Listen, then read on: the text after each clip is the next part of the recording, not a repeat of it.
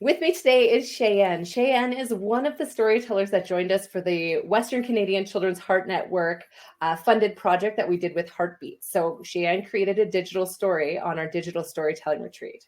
Cheyenne, will you explain to people why you chose to come on this retreat? Since I've been old enough to understand what I went through, so really since I was 5, when I was able to say I have a cyanotic congenital heart disease, I knew that I always wanted to help people like me.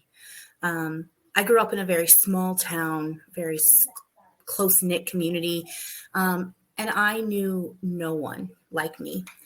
So I felt like I was the only one in the world that had this problem, as you will.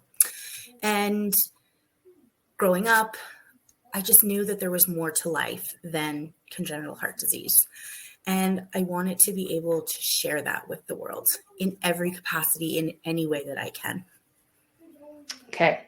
So tell us a little bit about your digital story. What did you end up creating?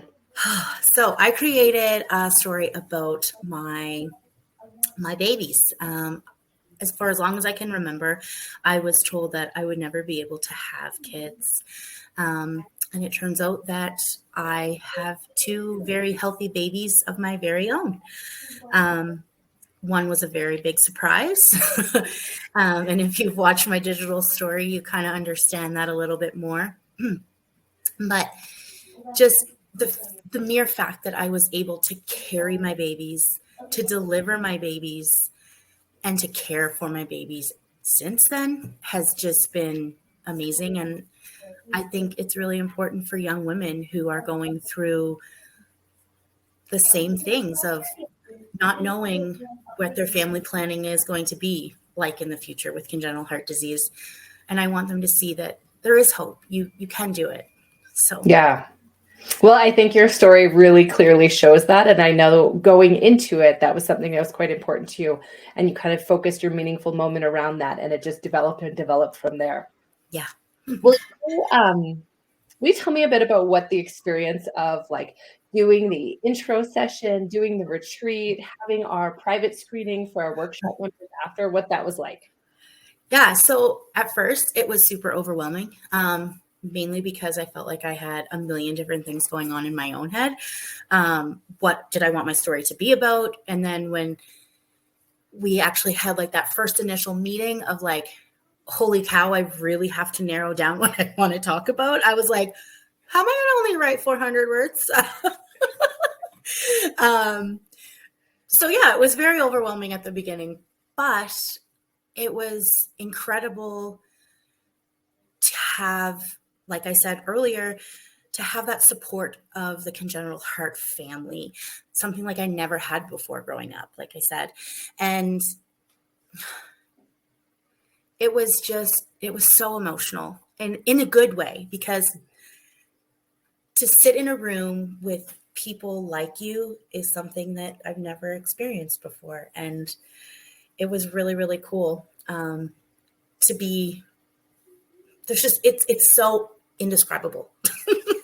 Of that And feeling. you said it the very first night. So our retreat was Friday night. Everybody got there, got to know each other. And then Saturday, Sunday, we were working on the digital stories. But even Friday night, you talked about never having been in a room with that many people with congenital heart disease. Yeah, it was crazy. Like just looking around and seeing like the other ladies in the room, that you can see their scar, and it's no big deal. Like I grew up with a scar, but to see other people like that, it's like, we're normal.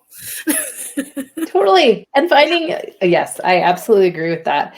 I also found, because Kristina and I, the 2 facilitators that were working on it, are not congenital heart disease, but we both have children who were congenital heart disease. And I know that we both walked away just feeling that sense of community as well, because there are so many times where things have come up that I don't have the answers for. And so listening to you all tell these different stories gave me so many different perspectives that I hadn't already been thinking about, it was really impactful for me as well. So thank you for sharing your time as well. Anytime.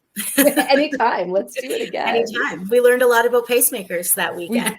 We did. I definitely came home and shared some information after that.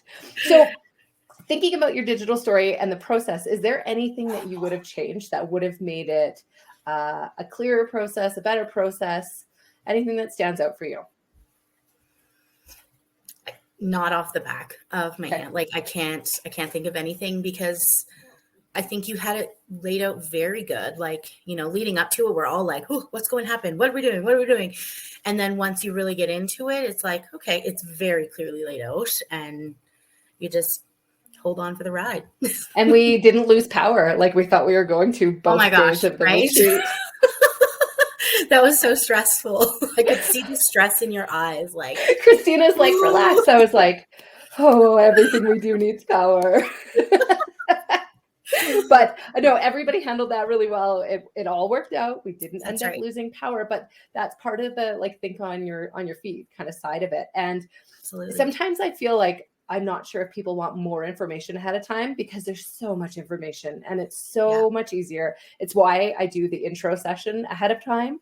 So you get enough information. It's also partly why I make those phone calls. So I talk to people ahead of time just to kind of touch base and see where they're going. Absolutely. Yeah. And that was very helpful too. It kind of got me a little bit more excited as the time went on. It was like, okay, she's calling me. Now what can I do now? What can I do now? Yep. Oh, I love it. That's a great way to say it. So now that your story is completed, what do you plan to do with it? Whatever and whoever wants to see it. I really, even though it's something very personal to me, my story, literally, but I want to be able to share my story. I'm an open book. I've always been an open book. And if you have a question, just ask. If you want to know something about me, just ask. And I hope that by another CHD young woman trying to do their family planning in life sees my story, hears my story, and talks to their doctor and says, but she did it. Can't I? Yeah. And I truly believe that with help from a supportive medical team, anything is possible. And almost just also having the courage to ask the questions instead of not bringing it up. Maybe it isn't going to be a possibility for this person that we're making up in our minds right now, but having the courage to talk to your doctors about it and see what the realities are, and kind of pressing that way a little bit. I think absolutely. I agree. Be your own advocate. And I think that's something that's so huge with something else totally completely different, but like transitioning from children care to adult care is learning how to advocate for yourself in the medical system, especially with a chronic illness like we have. So just being your own advocate and knowing and trusting your own self too. Like, you know yourself best. Well, and I could see this story also, if you were interested, sharing it with medical professionals as well, because I do think that this is a phenomenal story that will resonate with women with congenital heart disease. But I also think the flip side is showing what this experience has been like to some of the healthcare professionals, because the conversations that it can lead to might move the needle on a few things. Absolutely. I think everyone should make a digital story. It's wonderful. I love that plug. That's one of the questions that I was going to ask about whether you would recommend. So this project was in partnership between Kristy Wolfe and Heartbeats, but it was funded by Western Canadian Children's Heart Network through their Boost Up competition. Do you think that Western Canadian Children's Heart Network should fund a project like this, or Heartbeats fund a project again like this? Yes. Okay. Yes. I love it. Times 1,000. Yeah. Again and again and again.